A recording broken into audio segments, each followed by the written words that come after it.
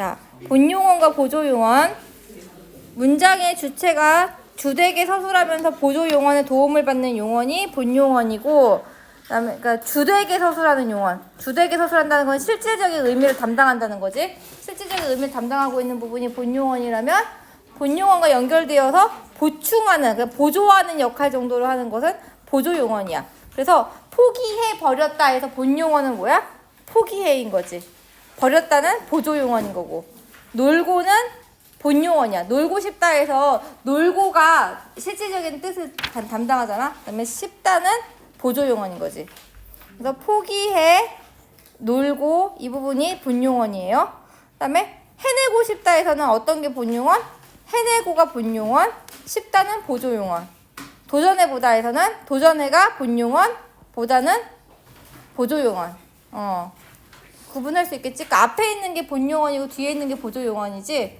네. 그런데 본용언과 보조용언의 경우에 이렇게 포기해버렸다, 놀고 싶다, 화내고 싶다, 도전해보다 이렇게 연결 어미로 연결이 되어 있는데, 연결 어미로 연결되어 있는 경우 본용언과 본용언이 연결된 경우도 있어요. 본용언과 본용언이 연결됐다는 거는 실질적인 의미를 가진 두 단어가 연결됐다는 거지. 하나가 보조 역할을 하는 게 아니라 둘 다 중요한 본용언의 역할을 한다는 거예요.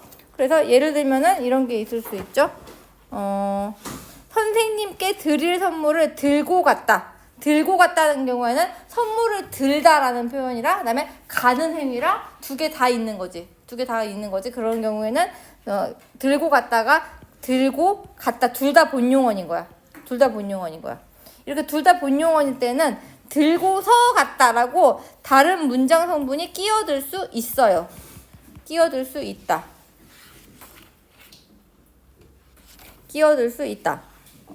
그래서 들고서 갔다. 이런 게 말이 돼요. 들고 학교에 갔다. 이것도 돼. 선생님께 드릴 선물을 들고 학교에 갔다. 선생님이 준 선물을 선생님께 드릴 선물을 들고서 갔다. 다 되는 거예요.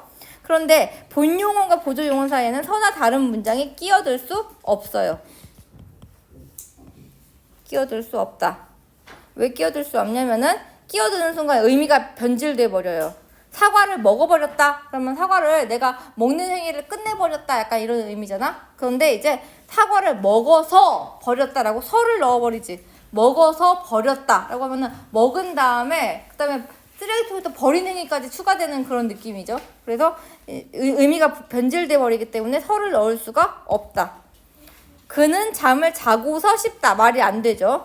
네, 말이 안 되거나 뜻이 변질되는 것이 이제 본용언과 보조용언 사이에 서나 다른 말이 끼어들 때는 그게 변질돼 버립니다. 그다음 수식언. 수식어는 두 개가 있지. 부사랑 관형사가 있지. 문장에서 다른 말을 꾸며주는 기능을 합니다. 수식어의 분류. 관형사는 뭘 수식해요? 문장. 체현. 체현 수식하지. 체현 수식하지. 체현은 명사, 대명사, 수사야. 명사, 대명사, 수사를 수식하는 게 관형사의 역할이에요. 그리고 조사가 결합을 안 해요. 조사 결합 안 해요. 그리고 형태 변화가 없어요. 이게 중요한 특징인 거지.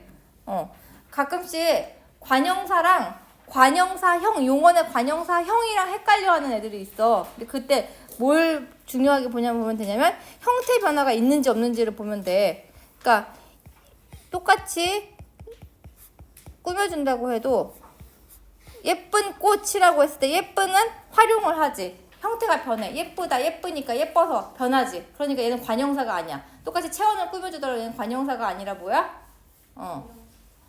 관형어. 그러니까 형용사의 관형사형인 거지. 품사는 형용사고 관형어인 거지. 문장 성분은. 그런데 새 집이라고 했을 때 새는 어떻게 해도 형태를 바꾸지 않아. 형태가 바뀌지 않고 새라는 고정되어 있는 형태를 유지하고 있어. 예쁘다처럼 활용하지 않지. 그러니까 이거 새는 이렇게 활용하지 않으면서 형태가 바뀌지 않으면서 체언을 꾸며주고 있으면 그건 뭔 거야? 관형사인 거야. 알겠지? 형태를 바꾸지 않으면서 체언을 꾸며줘야지. 그래야지 관형사야. 체언을 꾸며주는데 형태를 바꾸면 그건 뭐라고? 용언이라고. 용언. 자, 그래서 관형사에는 세 가지 종류가 있는데 성상관형사, 지시관형사, 수관형사가 있어요. 성상관형사는 우리가 흔히 아는 대부분의 관형사들이죠. 사물의 성질이나 상태를 수식하고 있습니다. 새 옷, 헌책, 옛 건물, 맨 처음, 온갖 소리 할 때 이런 것들은 성상관형사예요. 그런데 지시관형사는 어떤 대상을 가리키는 역할을 합니다. 이 의자, 그 사람, 저 집, 어느 곳, 웬 소란 이랬을 때 이, 그, 저, 어느, 웬 같은 경우엔 지시관형사라고 볼 수 있죠. 이, 그, 저는 우리가 잘 아는데 어느나 웬 같은 경우에는 지시관형사라고 또 많이 헷갈려 합니다. 어느하고 웬도 지시관형사예요. 그 다음에 수관형사는 수량이나 순서와 같은 수개념을 나타냅니다. 세 포기, 두 관, 서너 명, 일곱째 딸 이럴 때 세, 두, 서너, 일곱째 이런 것들이 수관형사예요. 수관형사하고 수사를 헷갈리면 안 되겠습니다. 수사는 조사랑 같이 결합해서 나타나는 게 수사이고 이렇게 포기, 권 같은 이런 의존 명사들을 꾸며줄 수 있는 애는 뭐예요? 수관형사예요. 관형사. 그 다음에 관형사의 사용 순서. 한 문장 안에 여러 개의 관형사가 동시에 나타나기도 하는데 이때에는 지시관형사, 수관형사, 성상관형사의 순서대로 결합을 하게 됩니다. 저 하나의 집, 저 한 새 집, 저 모든 새 집처럼 지시관형사가 오고 그 다음에 수관형사가 오고 그 다음에 성상관형사가 옵니다. 이 경우에 이거를 지워버릴 수도 있지. 수관형사를 지우고 수관형사를 지우면 지시관형사와 성상관형사 순서대로 이제 연결이 돼요. 저 헌책, 저 새집 이런 식으로 꾸며줄 수 있지. 그리고 지시관형사를 빼고 수관형사, 성상관형사도 이렇게 이 순서대로 결합이 돼. 그래서 한 예쁜 집 이렇게 되지. 두 예쁜 집 이렇게 될 수 있지. 물론 예쁘는 관형사가 아니긴 하지만. 그 다음에 부사가 있습니다. 부사는 무엇을 꾸며주냐면 용언이나 문장을 꾸며주죠. 용언이나 문장을 꾸며주는 것이 가장 대표적이고, 그리고 부사나 체언을 수식할 수도 있어요. 부사나 체언 수식하는 거 볼까? 저리 멀리가 했을 때 저리는 멀리를 꾸며주지. 그리고 다만 이것뿐이다 할 때 다만이 이것을 꾸며주지. 다만 이것뿐이다 할 때 이럴 때 체언을 꾸며줄 수도 있어요. 그렇지만 체언을 꾸며준다고 하더라도 이때 품사는 부사로 해야 되기 때문에 이렇게 체언 꾸며주는 부사는 좀 조심을 해야겠습니다. 그러니까 이거는 다만이라고 하는 애가 어떨 때 쓰이는지를 우리가 생각해 봤을 때 용언이나 문장을 꾸며줄 수도 있기 때문에 체언을 꾸며준다고 해서 관형사로 보면 안 되는 거지. 그리고 부사는 형태 변화가 없고요. 격조사와는 결합하지 않지만 보조사는 취할 수가 있어요. 자꾸만, 아직도 같은 경우에 자꾸라는 부사에다가 만이라는 보조사가 온 거지. 아직도는 아직이란 부사에 도라는 보조사가 온 거지. 네. 그래서 보조사는 결합할 수 있지만 격조사와는 결합하지 않습니다. 형태 변화가 없어요. 문장 내에서 그 위치가 비교적 자유롭습니다. 자, 그래서 또 이제 종류를 나눠보자면 문장 전체를 수식하는 문장 부사가 있고 특정 성분만을 수식하는 성분 부사가 있어요. 네, 문장 부사는 두 종류, 양태 부사랑 접속 부사로 나뉘지. 양태 부사는 화자의 태도를 나타내는 부사예요. 설마, 비록, 만약, 과연, 결코, 제발, 부디 이런 것들은 문장을 꾸며주는 동시에 화자의 태도를 갖다 나타내지. 설마 그렇게 써. 약간 설마 하는 그런 마음 태도. 비록, 이것들 얘기할 때는 이것이 비록 그렇지만 하지만 뭐뭐하다는 화자의 태도를 나타내고, 만약 그러면 뭔가 가정하는 태도를 나타내지. 그래서 이런 비록, 설마, 만약, 과연, 결코, 제발, 부디 같은 단어는 문장을 수식하면서 또한 화자의 태도를 나타내는 부사다. 접속 부사가 있는데 접속 부사는 앞문장과 뒷문장을 이어주는 부사예요.